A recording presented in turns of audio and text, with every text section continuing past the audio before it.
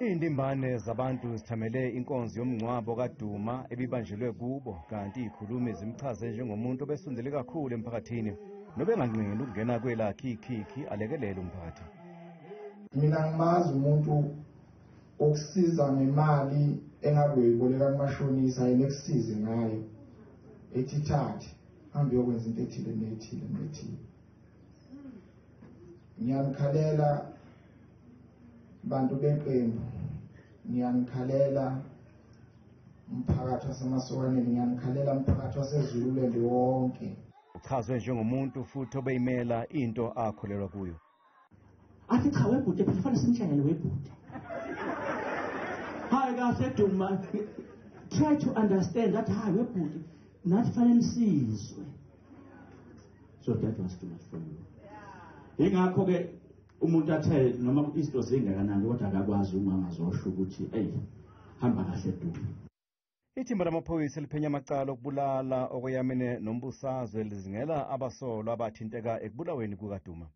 Ukubulawa kwakhe kuholele ekutheni usihlalo we-IFP KwaZulu Natal noma iqembu kwesobundunankulu uThami Ntuli ukubanxuse kungaboshwa abasolwa nje kuphela kepha nabantu abahlele ukubulawa kwakhe.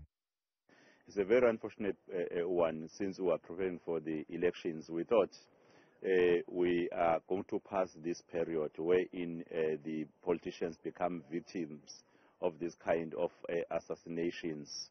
And though we appreciate what the police are doing to follow up on the people who are doing this kind of crime, but we have been lamenting as the IFP that we believe if the police they can dig deep to even arrest the orchestrators, will therefore maybe see the end to this kind of crime. Ngokusho komndeni, uDuma wafelwa imoto emgwaqeni uR618 kwaSomkhele eMtubatuba. Ngesikhathi esalinde umakhenika wahlaselwa ngabantu abangaziwa nabamjaha baze bambulalela ehlathini eliseduze. Ubesanda kukhethwa njengekhansela kuWard 11.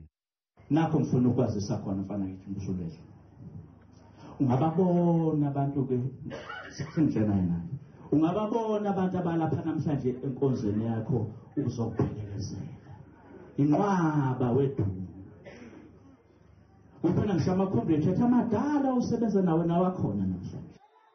uNdukenhle singasendoda Sean Duma ushiye emhlabeni umakoti wakhe, izingane eziyisikhombisa, odade abane kanye nomne wabo.